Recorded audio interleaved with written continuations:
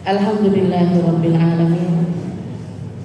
Wassalatu wassalamu ala asyrafil anbiya'i wal mursalin wa ala alihi wa sahbihi ajma'in. Subhanaka la ilma lana illa ma 'allamtana innaka antal alimul hakim. Rabbi shrah li sadri wa yassir li amri wahlul 'uqdatam min lisani yafqahu qawli. Amma ba'd. Alhamdulillah ala nikmatil Islam, alhamdulillah ala nikmatil iman, wa kafa biha min ni'mah. Allahumma barik lana fi Rajab wa Sya'ban, wa ballighna Ramadan, wa ballighna Ramadan, wa ballighna Ramadan, wa a'inna lis-siyami wal qiyami wa qira'atil Qur'an, wa mani'na bil yasiri minal manam. Alhamdulillah, segala puji bagi Allah Subhanahu wa ta'ala yang meringankan langkah kita, yang memberikan kita kesempatan untuk duduk di majelis-majelis kebaikan, yang memberikan kita hidayah untuk mau kumpul-kumpul dalam perkara-perkara yang mengingatkan kita tentang Allah Subhanahu wa ta'ala dan mengingatkan kita tentang ajarannya Nabi kita Nabi Muhammad sallallahu alaihi wasallam. Semoga berkah dari apa yang kita lakukan ini Allah Ta'ala menerangi hati kita semuanya, memberikan kita ampunan serta kasih sayangnya, memperindah jalan hidup kita, memberikan perkara-perkara yang baik masuk di dalam keluarga kita, masuk di dalam kehidupan kita, menjadi sebab kita dikumpulkan di padang mahsyar nanti bersama orang-orang terbaik, bersama manusia-manusia terbaik, orang-orang yang berada di belakang panji benderanya Nabi kita Nabi Muhammad sallallahu alaihi wasallam.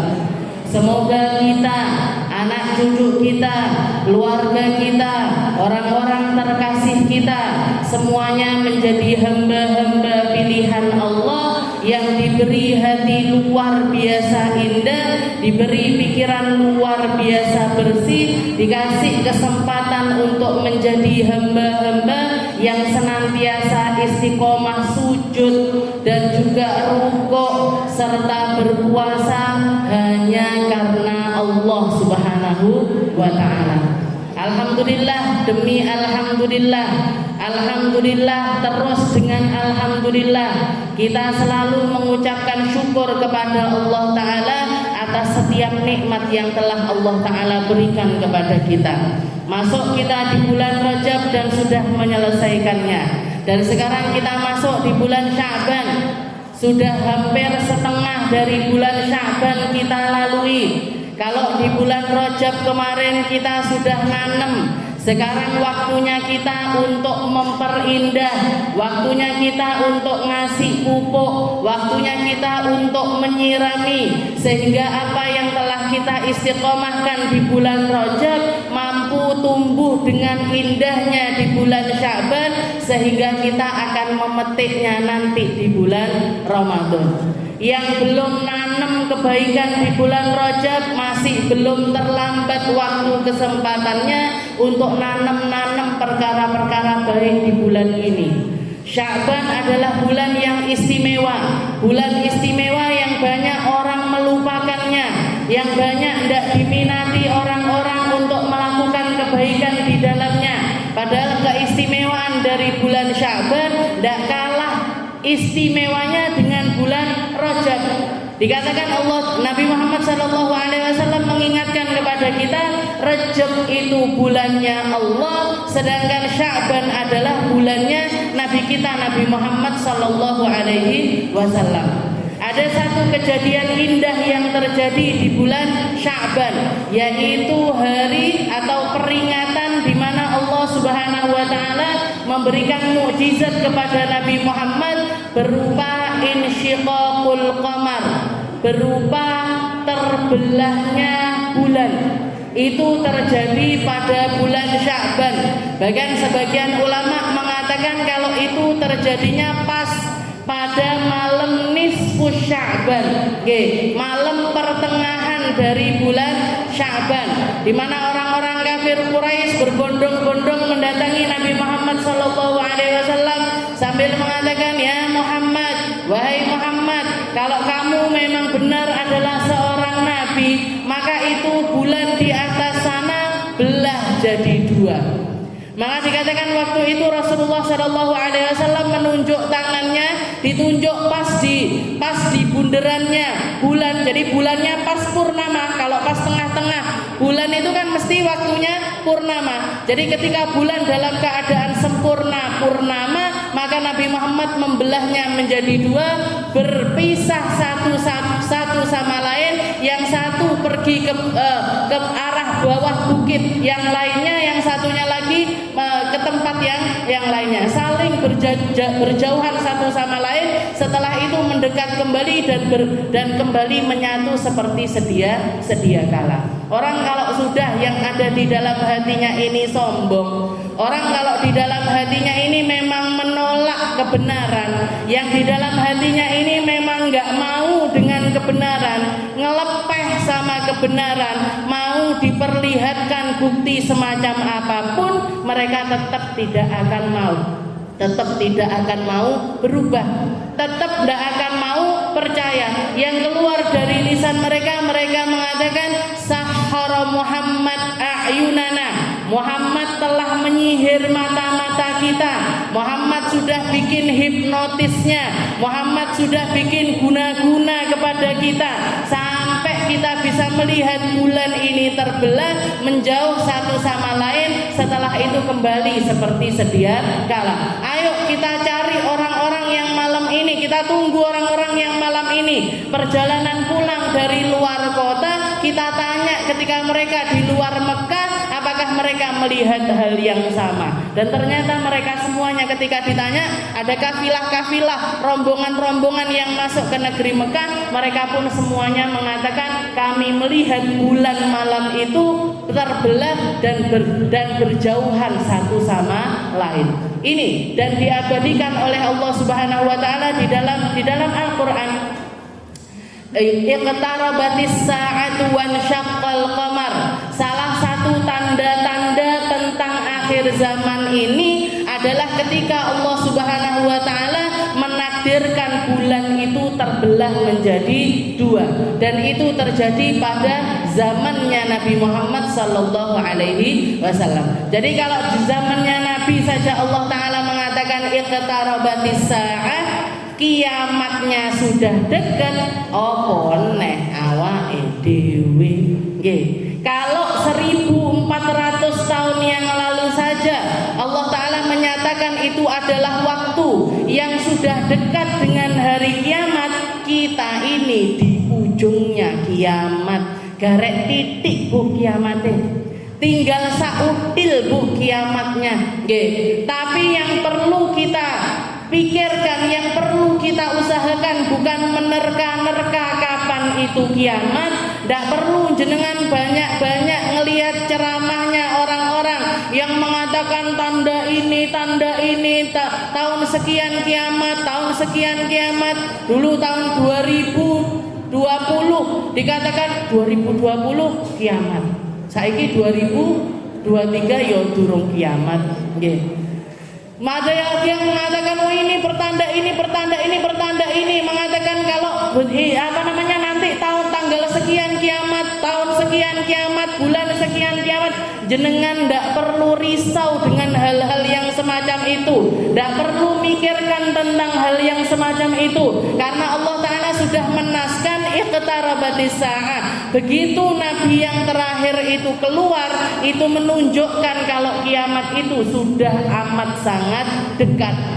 Yang perlu kita risaukan ini apa? Yang perlu kita risaukan kesempatan kita yang seumur dikit ini tadi, yang umurnya untuk ibadah ini cuman pendek, mungkin 40 tahun, mungkin 50 tahun, mungkin 60 tahun. Kalau rezekinya panjang umur bisa 80, bisa 90 tahun. Di waktu yang sedikit ini, apa yang kita usahakan? Bekal apa yang kita bawa? Apa yang kita tanam? Apa yang kita tinggalkan? Nama yang semacam apa kita akan dikenang? Jadi orang baik apa jadi orang tidak baik? Jadi orang ahli ibadah apa tidak ahli ibadah? Jadi orang ahli sedekah apa tidak ahli sedekah? Jadi orang yang dipandang sebagai manusia kita pikirkan adalah diri kita, ndak perlu jenengan risau dengan keadaan bumi ini. Nggih, jenengan ndak perlu risau aku tak ngene ae ben bumine ndak tabrakan sama planet yang lainnya. Piye carane, Bu? Bisa kita, bisa kita nopang atau nahan bumi ini biar tidak tabrakan. Bisa kita mencegah matahari ini agar tidak mendekat. Bisa kita merubah apa yang telah Allah Ta'ala settingkan untuk menjadi ada di sekitaran kita, tidak bisa. Tapi kalau untuk diri kita, kita yang paling bisa untuk merubah. Kita yang bisa merubah sholat kita. Kita yang bisa merubah omongan kita. Kita yang bisa merubah cara pikir kita. Kita yang bisa merubah kemana kita mau pergi. Apa kita mau menghabiskan waktu kita ini untuk apa? Kita mampu untuk melakukan hal tersebut. Dan waktunya pendek, Bu. Lek tobat ditunda-tunda. Aku jilbabane kowe lek umur 70. Yakin sampai umur 70? Aku nanti aja sedekahnya kalau umur 80. Yakin sampai umur 80? Saya hajinya nanti ajalah daftarnya. Kalau sudah nenek-nenek, kalau sudah kakek-kakek, yakin jadi kakek, yakin jadi nenek. Gak ada yang pasti kalau tentang diri kita. Nasibnya bumi, nasibnya matahari, nasibnya bintang, nasibnya bulan, semua yang ngatur Allah Subhanahu wa Ta'ala. Tidak perlu kita ikut-ikutan ngatur, tidak perlu kita ikut-ikutan risau. Yang perlu kita risaukan adalah seperti apa nasib kita nanti di hari kiamat. Kita jadi orang yang bagaimana? Yang nangis darah karena menyesal atas setiap perbuatan yang kita lakukan di masa hidup kita? Apa menjadi mereka-mereka yang tersenyum gembira karena puas dengan setiap ibadah yang telah dilakukan? Kita mau jadi orang yang bagaimana? Yang merasakan panasnya matahari karena matahari didekatkan sebatas satu jengkal saja sehingga seluruh kulit daging kita rontok karena saking panasnya waktu tersebut, atau memilih menjadi orang-orang yang berlindung di bawah naungannya Allah Subhanahu wa Ta'ala, jadi orang yang ahli sedekah, jadi orang yang ahli masjid, jadi orang-orang yang cinta sesama manusia dengan cinta yang tulus, menjadi hamba-hamba Allah Ta'ala yang bagaimana? Itu yang perlu kita pikirkan. Masalah kiamatnya kapan tidak penting, Bu. Masalah kiamatnya bagaimana itu tidak penting. Yang pasti kiamat itu sudah dekat, tinggal kita mau mempersiapkannya seperti apa. Modal paling gampang yang diajarkan oleh Nabi Muhammad SAW, yang dicontohkan oleh para sahabat-sahabatnya Nabi Muhammad SAW, dan mungkin itu juga satu-satunya jalan yang sampai detik ini, sampai hari ini kita mampu untuk masuk di dalam golongan yang satu tersebut. Siapa itu? Almar'u ma'aman ahab. Seorang hamba itu nanti akan dibangkitkan, akan dikumpulkan bersama mereka-mereka yang dicintainya. Kemana detak jantung kita ini berdegup? Kepada siapa kita ini deg-degannya? Kepada golongan mana kita ini condongnya? Di mana tempat yang kita asik berada di dalamnya? Lek asike neng gone majelis dangdutan, jangan salahkan kalau dibangkitkan bersama para pedangdut.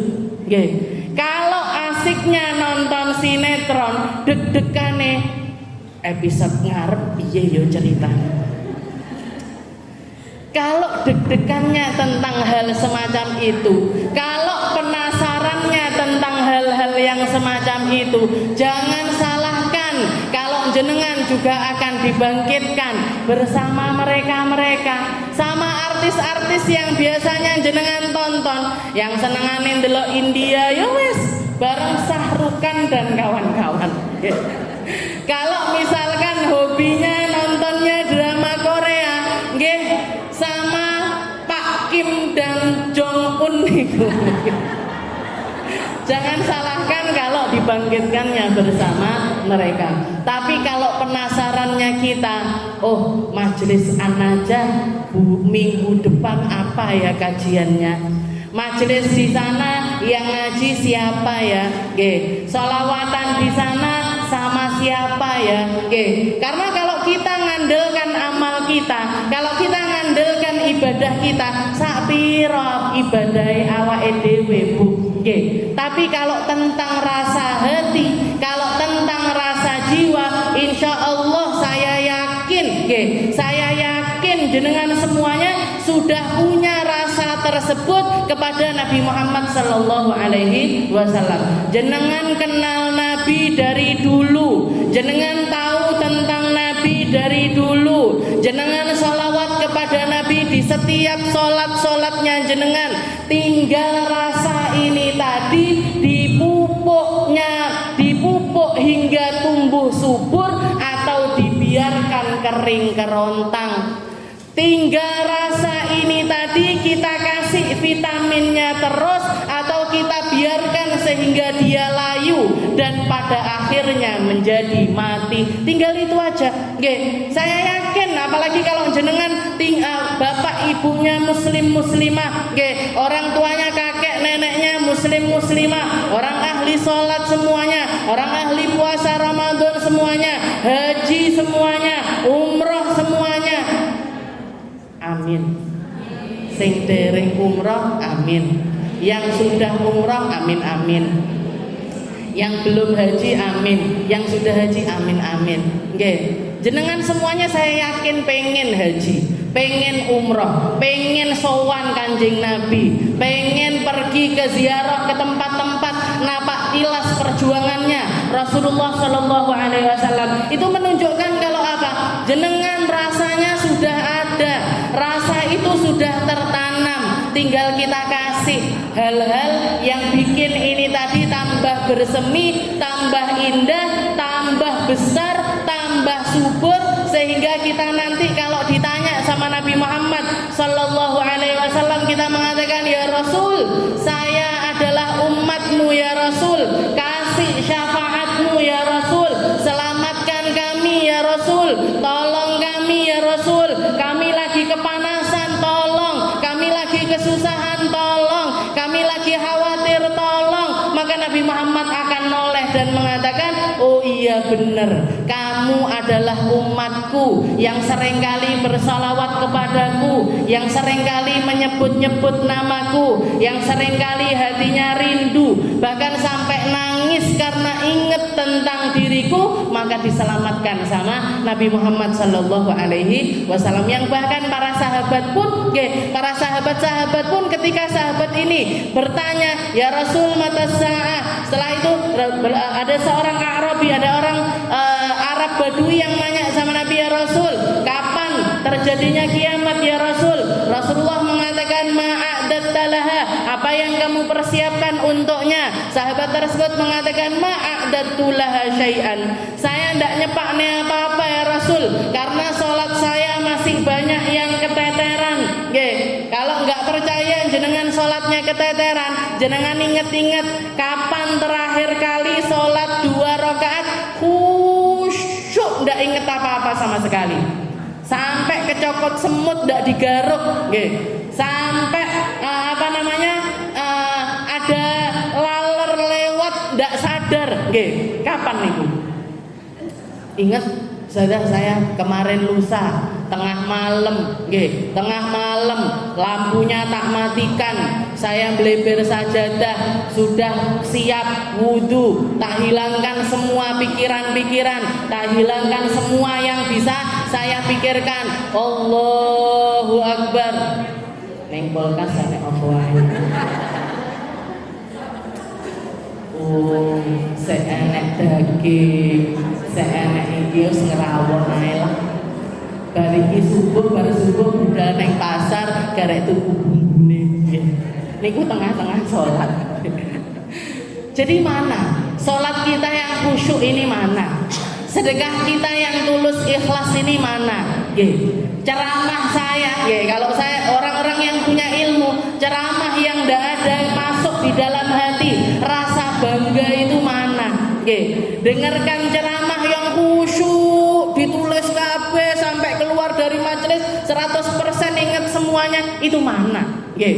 Ini selesai aja jajal saya tak berdiri di depan. Ibu, ini tadi ceramahnya tentang apa? Nggih. Ceritanya apa aja? Lupa Ustazah. Yakin saya itu. Mana nggih penerimaan kita semacam ini, penyampaian kita semacam ini, nggih penyampaian saya semacam ini, nggih yang kita korbankan untuk agama semacam ini, nggih kita mau yang banggakan amal kita di hadapannya Nabi Muhammad itu yang mana, nggih tapi kalau rasa cinta insya Allah kita ada, tapi niku wau nggih tinggal dipupuk subur sehingga semuanya berkembang indah, sehingga ketika dipersembahkan kepada Nabi Muhammad sallallahu alaihi wasallam, Nabi Muhammad akan tersenyum kepada kita. Itu yang kita harapkan. Nggih, syafaatnya Rasulullah sallallahu alaihi wasallam. Jadi Sya'ban ini nggih, selain kejadian insyiqaqul qamar, juga ada turunnya ayat yang mengatakan kepada Nabi Muhammad sallallahu alaihi wasallam, "Innallaha wa malaikatahu yusholluna 'alan nabi ya ayyuhalladzina amanu sallu alaihi wasallimu taslima." Kalau amal-amal yang lainnya Bu, nggih, jenengan salat ngikuti Nabi, jenengan puasa ngikuti Nabi, jenengan haji umroh ikut tata caranya Nabi, zakat ikut caranya Nabi. Tapi kalau bersolawat itu kita sedang mengikuti Allah Subhanahu wa ta'ala. Karena di dalam perintahnya Allah Ta'ala memulai dengan dirinya, Innallaha, sesungguhnya Allah, wa malaikatahu, beserta para malaikat-malaikatnya, yusholluna 'alan nabi, semuanya selalu dan selalu mencurahkan salawatnya kepada Rasulullah sallallahu alaihi wasallam. Maka setelah itu Allah Ta'ala meminta, ya ayyuhalladzina amanu sallu alaihi wasallimu taslima. Wahai orang-orang yang iman, wahai orang-orang yang ngaku percaya, wahai orang-orang yang kepingin sama surga, wahai orang-orang yang mau bersiap-siap untuk melewati sirat, maka kalau kamu mau selamat, maka bersolawatlah kepada Rasulullah sallallahu alaihi wasallam. Jadi ketika kita bersolawat, kita sedang mengikuti Allah, kita sedang mengikuti apa yang dilakukan oleh Allah. Dan ayat tersebut datang turunnya tepat di bulan Sya'ban. Di bulan Sya'ban itu yang kedua. Lalu yang ketiga dikatakan di bulan Sya'ban ini juga ada satu malam yang luar biasa indah, yaitu malam yang kita kenal dengan malam nisfu Sya'ban. Malam nisfu Sya'ban, di mana Rasulullah mengatakan ketika malam nisfu Sya'ban Allah Ta'ala melihat kepada semua hambanya, setelah itu mengampuni semua dosa-dosa mereka kecuali 3 golongan. Kecuali 3 golongan yang tidak dipandang sama Allah, dipandang aja ndak apalagi diampuni. Yang pertama mereka-mereka yang isyrak billah, mereka-mereka yang musyrik atau menyekutukan Allah Subhanahu wa taala, yang tidak berislam atau menyekutukan Allah dengan perkara-perkara yang lainnya, menyekutukan Allah dengan benda-benda yang lainnya. Ini orang-orang yang tidak dipandang sama Allah. Lalu setelah itu wal musyahin.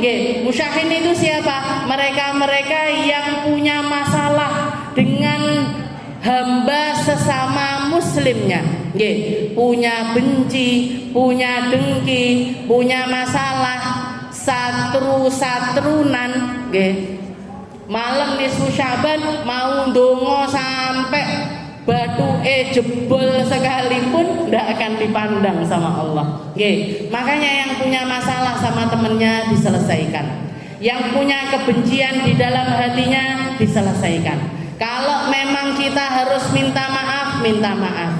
Kalau misalkan ada orang minta maaf sama kita, dimaafkan. Selesaikan masalah kita dengan sesama hamba Allah. Karena percuma Bu, percuma sholat 1000 rakaat sekalipun kalau kita punya kebencian. Percuma kita sedekah sebanyak apapun kalau di dalam hati kita punya kebencian. Selesaikan masalah kita dengan sesama hamba-hamba Allah. Lalu yang ketiga dikatakan yang tidak dipandang sama Allah Ta'ala, mereka-mereka yang minum minuman keras atau make sesuatu yang bikin otaknya ini hilang. Pakai narkoba, pakai sabu-sabu ataupun khamr dan lain sebagainya. Mereka-mereka yang mengkonsumsi sesuatu yang bikin diri ini mabuk. Kenapa kok seperti itu? Karena para ulama itu mengatakan orang narkoba dan sejenisnya, sesuatu yang menghilangkan akal, itu ummul kabair, ibunya dosa besar. Dosa besar yang lainnya akan turut serta ketika seseorang itu minum khamr. Banyak orang menganggap, minum khamr itu kan saya aja, yang rusak kan diri saya sendiri. Dirimu rusak, tapi setelah dirimu rusak, kamu akan merusak apa yang ada di sekitarmu. Berapa banyak laki-laki yang dalam keadaan mabuk, mukuli istrinya, mukuli orang yang tidak bersalah, bahkan sampai menyakiti anak-anaknya sendiri. Berapa banyak? Jadi banyak sekali, ada banyak keburukan yang akan terjadi ketika orang itu mengkonsumsi khamr ataupun yang sejenisnya. Itu tiga golongan yang tidak akan mendapatkan pandangan dari Allah Subhanahu wa Ta'ala. Jadi dan di malam nisfu Sya'ban itu para ulama menyebutnya dengan malam penentuan nasib. Nasib kita ini setahun ke depan ditentukan dengan apa yang terjadi, dituliskan sama Allah Ta'ala tepat pada malam nisfu Sya'ban. Makanya kalau jenengan lihat amaliyahnya orang-orang dulu, di masjid-masjid, di musola-musola, di pondok-pondok pesantren, di sekolahan-sekolahan agama, kalau sudah malam nisfu Sya'ban ngumpul bareng di masjid atau di musola, setelah itu amaliyahnya baca Yasin 3 kali. Baca Yasin, doa malam nisfu Sya'ban. Baca Yasin lagi, doa Yasin, baca doa nisfu Sya'ban. Terus 3 kali. 3 kali baca Yasin dengan niat yang berbeda-beda. Yasin yang pertama diniatkan agar Allah Subhanahu wa Ta'ala memanjangkan umur kita di dalam ketaatan kepada Allah Subhanahu wa Ta'ala. Yasin yang kedua, kita minta rezeki yang baik dari Allah Subhanahu wa Ta'ala. Mau itu rezeki dohir ataupun juga rezeki batin. Rezeki dohir kita minta, rezeki batin juga kita minta. Rezeki dohir itu seperti apa? Yang kelihatan, harta benda, setelah itu kesehatan, setelah itu kewarasan. Waras niku rezeki loh Bu. Suami yang baik niku rezeki, anak-anak yang baik niku rezeki, rumah yang nyaman untuk ditinggali niku rezeki, pakaian yang layak dipakai itu adalah rezeki. Rezeki dohir kita minta, tapi yang jauh lebih penting daripada itu adalah rezeki batin. Otak yang terisi dengan ajaran-ajaran yang benar itu rezeki. Lisan yang mampu mengucapkan hamdalah, la ilaha illallah, subhanallah dan lain sebagainya, itu adalah sebuah rezeki. Hati yang bisa tulus ikhlas di dalam melakukan segala hal, itu juga adalah rezeki. Makanya ketika kita minta rezeki, minta rezeki yang banyak, yang halal, yang barokah, tapi jangan sampai cuman yang kelihatan mata saja, tapi minta yang bahkan tidak kelihatan mata sekalipun, yaitu rezeki roh kita. Karena ternyata rezeki dunia itu ditentukan sama Allah Ta'ala, rezeki akhirat juga ditentukan sama Allah Subhanahu wa Ta'ala. Jenengan duduk di sini, jatahnya jenengan rezeki untuk bisa ngaji, jatahnya jenengan rezeki untuk bisa baca tahlil, jatahnya jenengan rezeki untuk bisa baca Yasin dan lain sebagainya. Bisa dapat ilmu, ketemu sama orang-orang yang nuntut ilmu, dikasih wadah, ketemu sama orang-orang yang menyediakan wadah untuk kita belajar, niku rezeki yang luar biasa yang banyak sekali orang terharamkan atas hal tersebut. Nggih toh? Nggak usah aduh-aduh, konco-koncone jenengan dhewe. Nggih, berapa banyak yang ayo to melok ngaji. Sik. Ayo to melok ngaji, repot. Ayo to melok 1000 macam alasan. Nggih, padahal kalau dilihat hidupnya repotnya mirip-mirip sama kita. Yo, ngasuh anak, ngeterne bocah sekolah, bayar SPP, nggih, dan lain sebagainya. Tapi kalau dijak dolan dhisik dhewe biasanya orang-orang kayak gini. Daftare dhisik dhewe. Yo dijak ngaji angel banget. Tapi diajak pergi-pergi itu nomor 1. Yo, ayo kita tamasya ke sini, ya ziarah ke sini, bayar walaupun bentuknya itu ziarah, ya biasanya dhisik dhewe. Tapi lek dhewe ngaji angel. Kenapa? Setan ya akeh, nggih. Tempat-tempat kayak gini itu setan paling ndak seneng, Bu. Kenapa? Karena mindset kita yang kita alihkan. Karena cara berpikir kita yang kita didik, rasa hati kita yang sedang kita didik, dan perangnya setan yang paling utama adalah memerangi kita untuk mengarahkan kita dari mulai ujungnya adalah dari cara berpikirnya kita. Makanya tempat yang paling tidak disukai oleh setan adalah tempat-tempat yang di situ memahamkan tentang ajarannya Nabi kita Nabi Muhammad Shallallahu Alaihi Wasallam. Jadi jangan amalkan. Kalau ada orang mengatakan baca Yasin 3 kali malam nisfu Sya'ban itu bid'ah saking pundi. Nggih. Wong yang melakukan itu loh kakek saya, yang melakukan itu loh nenek saya, buyut saya. Saya pindah dari pondok satu ke pondok yang lainnya, semuanya ngamalkan, Bu. Nggih. Di Dalwa ngamalkan, di masjid kampung saya mulai dari saya kecil juga sudah ngamalkan. Nggih. Ketika saya ke Hadramut, ternyata orang-orang Hadramut, ulama-ulama Hadramut juga mengamalkan. Sayyid Maliki di Mekah ngamalkan, Habib Zain bin Semit di Madinah ngamalkan, Syekh Said Al-Buti, Ramadan Al-Buti yang ada di Syria juga ngamalkan. Ini orang mana? Istilahnya kalau dibilang bid'ah itu loh, bid'ah dari mana? Semua ulama-ulama kita mengamalkan tentang hal tersebut. Lek ndak gelem yasinan yo sakarepmu. Jenengan ngoten mawon. Nggih. Kalau ada orang mengatakan yasinan, wong Yasin iso dadi bid'ah niku Kanjeng Nabi juga baca Yasin. Nggih. Kok bisa dijadikan bid'ah itu jalannya itu dari mana? Nggih. Jadi enggak usah didengarkan perkataannya orang-orang yang semacam itu. Jadi baca sepatkan malam nisfu Sya'ban itu kalau bulan ini bertepatannya hari Selasa. Nggih. Jadi pas nggih, ini hari Jumat, jenengan ngaji lagi mungkin ustadznya mau bahas tentang nisfu Sya'ban wes keliwat, maka saya yang ingatkan. Baca Yasin 3 kali. Yang pertama diniatkan panjang umur, sehat walafiat, bisa taat kepada Allah Taala. Karena kalau panjang umur tok nggak bisa taat, buat apa dia? Dawa umurnya sampai 100 tahun tapi kelumah-kelumah neng kasur. Ndak mau sholat, ndak bisa sholat dan lain. Kita minta panjang umur, tapi panjang umur dalam keadaan lisan tetap bisa berzikir, badan tetap bisa dipakai sholat, pikiran tetap mikir tentang ajarannya Nabi Muhammad Shallallahu Alaihi Wasallam, tetap bisa ngaji, tetap bisa baca Al-Quran. Itu yang kita cita-citakan.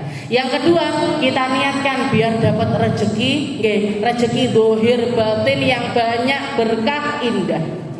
Dan yang terakhir kita minta sama Allah Ta'ala husnul khotimah. Karena percuma panjang umur, bisa melakukan kebaikan sepanjang hidup, kalau endingnya nggak bagus itu percuma. Jadi Yasin yang ketiga kita niatkan untuk minta sama Allah Ta'ala agar ditetapkan Islam iman sehingga mati dalam keadaan husnul khotimah. Kita lanjutkan pembahasan kita, ndak ngono ndak sempet nanti, walaupun cuman sedikit. Ini mungkin pertemuan kita yang terakhir sebelum masuk bulan Ramadan. Ketemu lagi nanti setelah Lebaran, setelah Lebaran. Insya Allah mugi-mugi panjang umur semuanya, mugi-mugi tetap bisa ngaji istiqomah selalu. Kita lanjutkan pembahasan kita. Kemarin kita bahas tentang surat An-Nur sampai ke ayat yang ke-26 yang membahas tentang at-thayyibatu lit-thayyibina wat-thayyibuna lit-thayyibat, tentang pasangan yang ideal itu biasanya lakinya baik, perempuannya juga baik. Laki-laki baik untuk perempuan baik-baik, perempuan baik-baik biasanya diperuntukkan untuk laki-laki yang baik-baik. Oke, kita sudah membahas tentang hal tersebut. Setelah itu kita akan membahas tentang ayat yang selanjutnya, yaitu ayat yang ke-27. Oke, Allah Subhanahu wa taala mengatakan, ya ayyuhalladzina amanu la tadkhulu buyutan ghaira buyutikum hatta tasta'nisu wa tusallimu ala ahliha dzalikum khairul lakum la'allakum tadhakkarun fa in lam tajidu fiha ahadan fala tadkhuluha hatta yu'dana lakum wa in qila lakum irji'u farji'u huwa azka lakum wallahu bima ta'maluna alim. Laisa 'alaikum junahun an tadkhulu buyutan ghaira maskunatin fiha mata'ul lakum wallahu ya'lamu ma tubduna wa ma taktumun. 3 ayat ini berkaitan. Nggih. Jadi 3 ayat ini, ayat 27, 28, 29 itu satu kesatuan. Nggih. Makanya ndak saya potong. Allah Subhanahu wa taala mengajarkan kepada kita tentang adabul iffah. Adabnya menjaga privasinya orang. Kita diwajibkan oleh Allah Ta'ala untuk menjaga privasi kita. Maka kita pun ketika bertamu ke rumahnya orang juga harus menjaga privasinya orang lain. Sebagaimana kita mau aib-aib kita ini tertutupi, kita juga harus menutupi aibnya orang lain. Nggih. Jenengan nutup pakaian, nutupi aurat untuk apa? Ben uwane ndak ketok. Nggih napa? Biar yang buruk-buruk ini enggak kelihatan. Nggih. Selain taat kepada aturannya Allah Ta'ala, juga apa? Nggih, perkara-perkara yang enggak pantas untuk dilihat itu juga kita tutupi. Maka sebagaimana kita nutupi aurat kita, Allah Ta'ala juga meminta kita untuk nutupi auratnya orang lain. Sebagaimana kita pengennya aib kita tertutupi, maka tutuplah aibnya orang lain. Dan di sini Allah Ta'ala mengajarkan, ya ayyuhalladzina amanu la tadkhulu buyutan ghaira buyutikum hatta tasta'nisu. Wahai orang-orang yang beriman, jangan pernah kalian masuk ke rumahnya orang lain sampai kamu itu nyaman di tempat tersebut. Oke. Maksudnya orang yang punya rumah ini nyaman dengan kedatanganmu dan kamu pun nyaman untuk masuk di tempat tersebut. La tadkhulu buyutan ghaira buyutikum. Jangan kamu masuk rumah selain rumah-rumah kalian, kecuali apa? Kecuali orang rumahnya ini dalam keadaan seneng nerima dirimu. Itu yang diajarkan sama Nabi. Sebabnya ini apa? Sebabnya itu ada seorang perempuan Ansor nanya sama Rasulullah Shallallahu Alaihi Wasallam, ya Rasul, saya ini, seperti yang kita tahu rumah-rumah zaman dulu niku pintunya belum seperti pintu sekarang, bisa dikunci, bisa bisa dijeklek nih, bisa diseret ngeten, ada selotnya dan lain sebagainya. Rumah zaman dulu minim privasinya, jadi dibuka titik ketok. Bahkan tidak jarang rumah-rumah itu penutupnya itu cuma selambu itu tidak jarang. Banyak sekali yang semacam itu. Makanya kalau di dalam cerita rumahnya Nabi Muhammad itu kadang-kadang anjing masuk rumah, kucing masuk rumah. Kenapa? Karena pintunya itu gampang dimasuki orang. Jadi ada seorang perempuan yang ketika dia ada di rumahnya, ketika dia di dalam rumahnya, seringkali bapaknya, saudaranya, orang-orang yang masih keluarganya, bapaknya sendiri, terus juga mungkin kakak laki-lakinya ataupun adik laki-lakinya masuk nyelonong ke rumahnya, ndak pakai assalamualaikum, ndak pakai pamit, ndak pakai apa, dia dalam keadaan yang ndak pengen dilihat dalam keadaan semacam itu. Koyok jenengan lek bayang nih lagi di rumah pakai daster kelean, nenggone wetenge jebol, di sini jebol. Tahu-tahu bapaknya jenengan, bapak padahal abahnya jenengan, ayahnya jenengan, atau mungkin kakak laki-lakinya jenengan, tahu-tahu nyelonong masuk rumah. Kira-kira jenengan pripun? Kan ewoh pekewoh, gitu. Mau masuk kamar, orangnya sudah masuk rumah, nggih. Jadi yang biasa masuk rumah saya itu bapak saya, nggih. Kadang-kadang kakak saya, kadang-kadang adik saya, tapi saya masih dalam keadaan yang tidak pengen dilihat dalam keadaan semacam itu, tapi mereka sudah langsung masuk. Turun ayat niki. Nggih. Makanya kalau kita lihat syariatnya Allah Ta'ala itu luar biasa detail. Nggih. Allah Ta'ala mengatakan ya ayyuhalladzina amanu la tadkhulu buyutan ghaira buyutikum. Wahai orang-orang beriman, jangan kamu masuk rumah selain rumahmu. Nggih. Selain rumah yang kamu tinggali itu, kalau kamu mau masuk ke rumah tersebut, pastikan orang yang ada di rumah ini dalam keadaan nyaman untuk menerima kedatanganmu.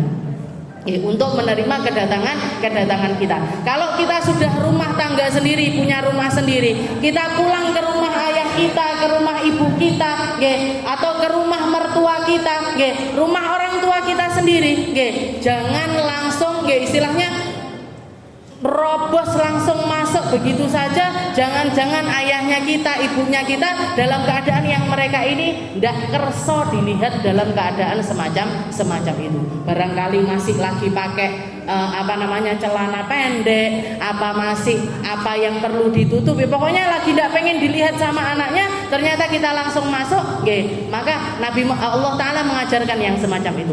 Jangan kamu masuk rumah selain rumahmu. Kalau rumah kita sendiri terserah, kalau rumah yang kita tinggal di situ sendiri, maka terserah kita. Dan ini juga berlaku kepada orang-orang yang punya rumah, yang rumahnya ini disewakan ke orang lain. Ibu-ibu kos, tidak boleh sembarangan inspeksi ke kamar-kamarnya.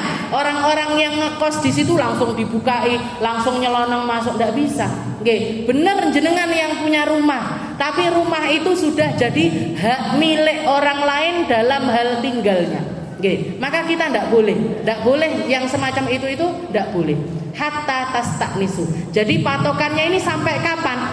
Sampai orang yang tinggal di rumah itu merasa nyaman untuk kita itu masuk. Misalkan tandanya nopo? Tandanya dia jawab salam kita, tandanya dia mempersilahkan kita untuk masuk. Hatta tastaknisu wa tusallimu ala ahliha. Jadi di sini yang pertama yang kita pikirkan adalah orang rumahnya ini sudah siap dengan kedatangan kita, baru setelah itu kita mengucapkan salam. Baru kalau silahkan masuk, baru assalamualaikum. Salamnya itu setelah ada dipersilahkan ini tadi. Jadi jangan jenengan namu di rumahnya orang, saya teko jenengan misalkan rumahnya Bu Abidah, di dalam situ jenengan mulai dari Assalamualaikum sampai ke sini. Jangan, Jadi kita pastikan dulu orang rumahnya ini siap dengan kedatangan kita. Zaman sekarang gampang Bu, bisa pakai HP, janjian dulu, Bu saya mau ke rumahnya jenengan jam sekian. Misalkan beliaunya bilang, oh ya silahkan langsung aja masuk ke depan pintu rumah. Maka baru silahkan masuk. Jadi tidak perlu teriak-teriak dari depan. Hatta tastaknisu wa tusallimu ala ahliha. Jadi orang rumahnya nyaman dulu, baru setelah itu kita mengucapkan salam. Para ulama ikhtilaf antara ngetok pintu rumah dulu apa mengucapkan salam. Sebagian besar di antara mereka sepakat kalau yang diutamakan itu adalah ngetok pintu dulu, baru setelah itu mengucapkan salam. Karena Rasulullah SAW mengajarkan kalau kamu ngetok pintu rumahnya orang, jangan sampai pandangan matamu itu pas nepati di depan pintu rumah mereka. Mailu ila shimal au ilal yasar. Katanya Nabi, nolehlah ke sebelah kanan atau ke sebelah kiri. Jadi misalkan niki pintu rumah Jadi misalkan gerbang niki pintu rumah. Jangan jenengan ketok-ketok sambil mata ini pas di depan pintu. Tapi jenengan ngeten. Jadi niki pintunya kita gini. Nolehnya ke sebelah sana. Atau kalau enggak gitu, nolehnya ke sebelah kanan atau ke sebelah kiri. Sekiranya ketika pintu itu dibuka, wajah kita tidak langsung melihat apa yang ada di dalam rumah. Nggih. Agar ketika dibukakan pintu ini wajah kita ini lagi noleh ke arah lain, bukan ke arah rumahnya orang tersebut. Itu ajarannya Nabi, sampai seperti itu. Bahkan diriwayatkan para sahabat mengatakan para sahabat-sahabatnya Nabi niku kalau ngetok pintu rumahnya Nabi itu pakai jari-jari mereka. Jadi ngeten. Jadi zaman dulu ndak ada tingtong nggih. Jadi pakai jari. Kalau enggak gitu pakai kuku tuk tuk tuk tuk ngeten. Kalau enggak gitu pakai jadi ngeten. Nah, kalau enggak gitu pakai kuku. Enggak dok. Oke. Jadi pakai kuku atau pakai jari. Sahabat yang paling sering, sahabat Nabi yang paling sering istilahnya ngetok pintu rumahnya Nabi niku Sayyidina Bilal. Sayyidina Bilal bin Rabah itu sahabat yang paling sering ngetok pintunya rumahnya Rasulullah SAW. Karena beliau biasanya bangunkan Nabi untuk melaksanakan sholat subuh niku beliau ngetuki pintu rumahnya Nabi. As-salah ya ahlal bait, as-salah ya ahlal bait. Niku tengah malam sebelum subuh niku beliau keliling ke rumahnya Rasulullah, ke rumahnya Sayyidina Ali, ke rumahnya istri-istri Nabi yang lainnya untuk mengingatkan mereka untuk melaksanakan sholat. Jadi para sahabat itu ngetoknya ngoten niku. Kalau ndak gini, begini.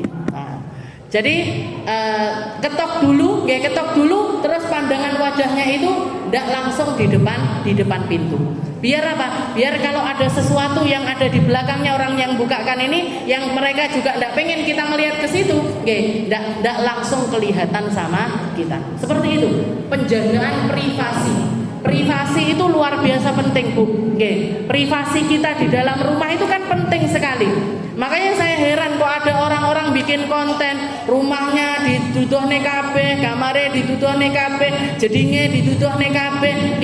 Ini kan berarti aib-aib yang ada di rumahnya dipandang sama sekian banyak mata. Nanti kalau ada orang yang ngomentari, ini tegele kok ndak matching karo iki lampunya kok nggak pas sama ininya, kipasnya kok nggak pas sama ininya, dibilangnya nyinyir, dibilangnya banyak omong, dibilangnya banyak komentar. Yang salah pertama itu kamu. Kenapa? Karena buka sesuatu yang harusnya jadi privasi kita. Sesuatu yang harusnya kita sembunyikan kita buka selebar-lebarnya. Berarti kalau sudah kita buka, kita harus siap. Kalau mempersilahkan orang masuk di ruang tamu kita harus siap orang itu ngelihat apa yang ada di ruang tamu kita.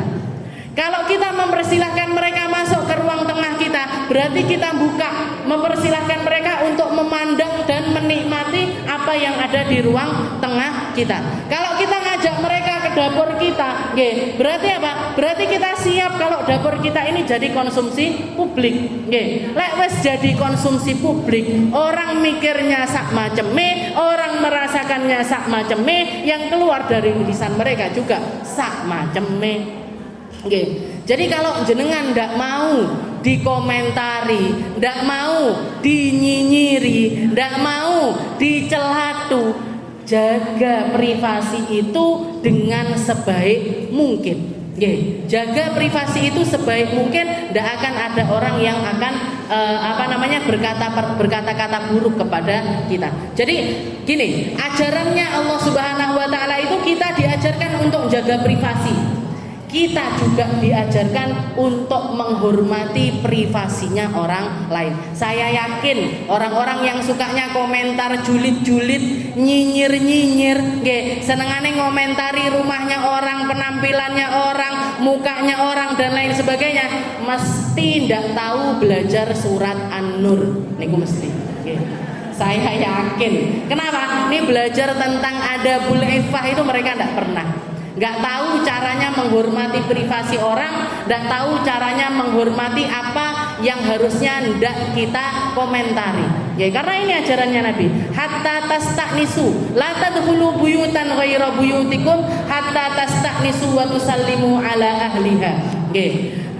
Dzalikum khairul lakum la'allakum tadhakkarun. Katanya fayaqulul wahid assalamu alaikum a'adkhul kama warada fil hadits dzalikum khairul lakum minad dukhul bighairi istidhan. Jadi setelah kita diizinkan, baru setelah itu jadi dibukakan pintu, baru kita ucapkan Bu, assalamualaikum. Assalamualaikum baru. Terserah jenengan mau assalamualaikum aja boleh. Assalamualaikum warahmah juga boleh. Assalamualaikum warahmatullahi wabarakatuh juga boleh. Tahiyatan min indillah, ini adalah kalimat yang diajarkan oleh Allah Ta'ala untuk menjadi salamnya umat Islam. Setelah itu dikatakan, setelah ayat ini turun, Sayyidina Abu Bakar nanya, ya Rasul, kalau misalkan kita itu minta izin untuk masuk ke rumahnya orang, ternyata orang rumahnya ini ndak jawab atau ndak ada respon dari dalam rumah, ini gimana ya Rasul? Maka turun ayat yang selanjutnya. Fa illam tajidu fiha ahadun fala tadkhuluha fa illam tajidu fiha ahadan fala tadkhuluha hatta yu'dzana lakum wa in qila lakum irji'u farji'u huwa azka lakum. Kalau kamu tidak ketemu siapapun di rumah itu, kalau di rumahnya kosong tidak ada orang, atau orang rumah ini ketika melihat kita yang datang dia bilang pulang kamu, saya tidak mau nerima kamu sebagai tamu saya, maka silahkan pulang. Huwa azka lakum. Kalau kita diusir untuk masuk rumahnya orang, pergi itu lebih baik ketimbang ngengkel untuk masuk rumah. Jadi kalau kita dibilang pergi aja, saya ndak pengen kamu masuk ke rumah saya, langsung pergi aja. Fa illam tajidu fiha ahad fala tadkhuluha. Kalau di situ ndak ada orang satupun, jangan sampai kamu masuk, sampai kamu diizinkan untuk masuk, dan ketika kamu dikatakan irji'u farji'u, kalau kamu disuruh pulang maka lebih baik kamu pulang.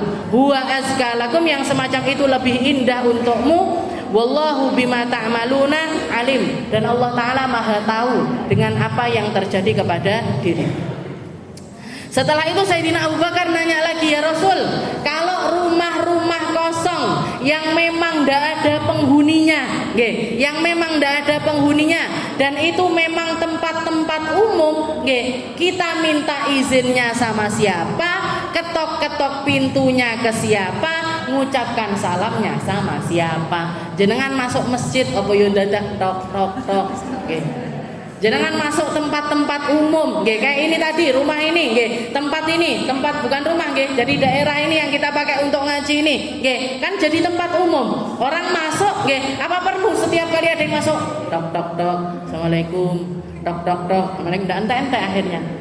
Nah, untuk tempat-tempat umum semacam itu bagaimana ya Rasul? Dan dulu di zaman Nabi, di zaman orang-orang Madinah ataupun orang-orang Mekah yang kaya-kaya, banyak orang kaya-kayanya mereka itu selain tanda kalau mereka ini orang Muslim kaya dan berjuang untuk umat itu, biasanya senengannya bikin masjid. Kalau enggak bikin masjid, bikin rumah-rumah singgah.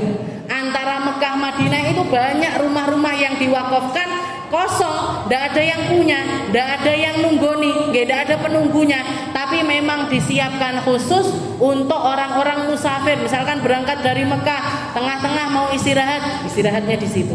Nah, jadi kayak kalau sekarang mungkin bilangnya rest area, tapi rest areanya bukan cuman pom bensin, tempat makan dan lain, buatan, tapi rumah-rumah. Dulu orang-orang kaya-kaya Madinah itu mereka bikin rumah-rumah kosong yang disediakan untuk tempat singgahnya para musafir. Kalau tempat-tempat yang kayak gitu itu gimana ya Rasul?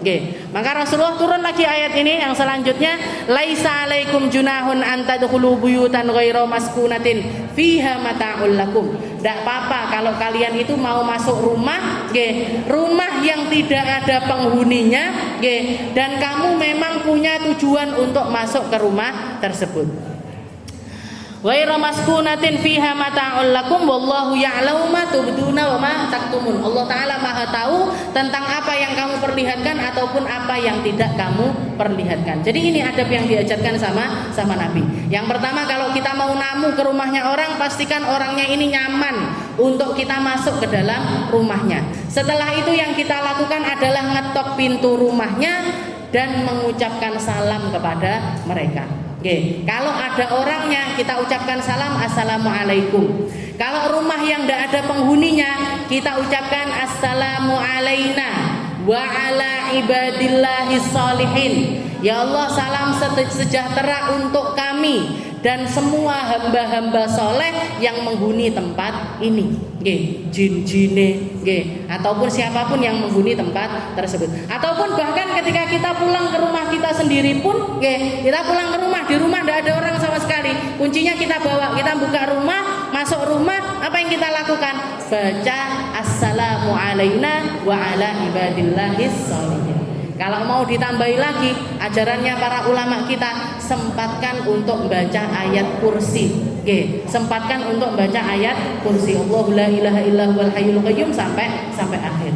Oke, tujuannya untuk apa? Agar ketika kita masuk ke dalam rumah tersebut, hal-hal buruk yang kita bawa dari luar ini tidak ikut masuk.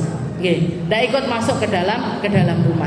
Jadi mengucapkan salam sama baca ayat kursi tersebut. Jadi itu berlaku untuk rumah kosong. Mau itu rumah jenengan misalkan pergi ke daerah mana, berangkat ke Surabaya misalkan. Setelah itu di Surabaya nyewa hotel, nyewa hotel atau nyewa host, Gus, apa gitu. Nah, jadi masuk, nyewa tempat itu, buka pintunya, assalamu alaina wa ala ibadillahis sholihin. Jadi tetap salam itu tetap berlaku. Lek dijawabi pripun Ustaz? Yo jenengan melayu balik. Dijawab yang kosong nanti tapi dijawabi. Jadi ini tadi adabnya. Yang pertama niku, kalau kita bertamu ke rumahnya orang, jangan mata ini jangan memandang ke tempat yang tidak diizinkan sama tuan rumah untuk kita mandang. Jadi kalau jenengan namu, walaupun misalkan biasanya orang-orang kita kan kalau syukuran rumah baru, atau pindahan rumah, kan seringkali undang-undang. Kalau kita diundang ke rumah mereka, jangan pergi ke tempat yang mereka tidak mengizinkan kita untuk masuk. Delok kamare to, jangan Bu. Delok jedinge, ngapa mbiyen jenengan delok jedinge? Kecuali kalau diizinkan sama mereka, boleh ndak? Jadi kata-katanya jangan maksa gitu. Kata-katanya saya juga lagi bangun rumah misalkan. Saya pengen nyari inspirasi untuk kamar mandi. Boleh ndak lihat kamar mandinya? Kalau diizinkan silahkan. Kalau tidak diizinkan, mungkin karena kamar mandinya kotor atau belum dibersihkan, jangan nyelonong masuk. Pokoknya aku harus delok, jangan. Itu ajarannya Nabi Muhammad SAW. Kalau tuan rumahnya mengatakan saya mau ke kamar mandi nih, misalkan jangan mau buang hajat, pengen pipis dan lain sebagainya, diizinkan. Oh iya, pakai kamar mandi yang depan. Jangan bilang aku milih sing kamar mandi kuwi. Jangan. Jadi di mana kita diizinkan di situ kita masuk. Di mana kita dilarang untuk masuk, jangan masuk ke tempat tersebut. Dan ajarannya Nabi Muhammad juga kalau kita masuk namu di rumahnya orang, jangan mata kita itu ngelihat ke setiap sudut rumah. Iki lukisan iki regane piro yo kira-kira. Ini biji ini belinya di mana ya? Wis larangan kowe koyo kurdene ditemek-temek. Wis kurdene elek iki. Jangan gitu Bu, ditemek-temek ininya.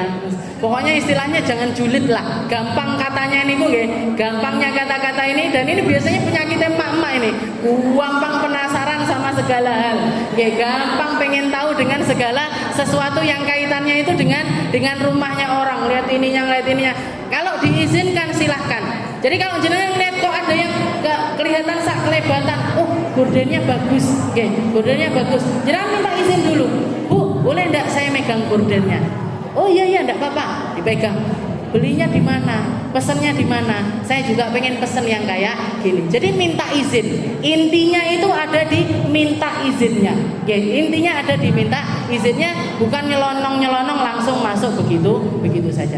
Itu adabnya bertamu. Setelah itu kalau kita diusir dari rumahnya orang, ding dong berkali-kali, tidak dibukakan. Padahal mungkin kita tahu orang rumahnya ada di dalam rumah. Itu nandakan kalau mereka tidak pengen kita itu masuk ke rumah mereka. Pulang aja Bu, pulang aja. Salam 3 kali, assalamualaikum, tidak dijawab. Assalamualaikum, tidak dijawab. Assalamualaikum, tidak dijawab. Pulang. Pulang. Katanya Allah Taala, huwa azka lakum. yang itu lebih mulia untukmu. Yang seperti itu lebih mulia untuk.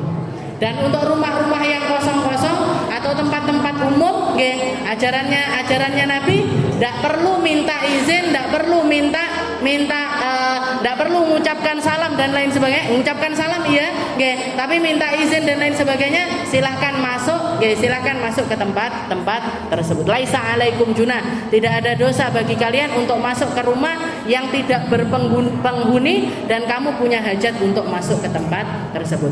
Ini ajarannya Nabi. Ini yang dinamakan dengan adabul iffah.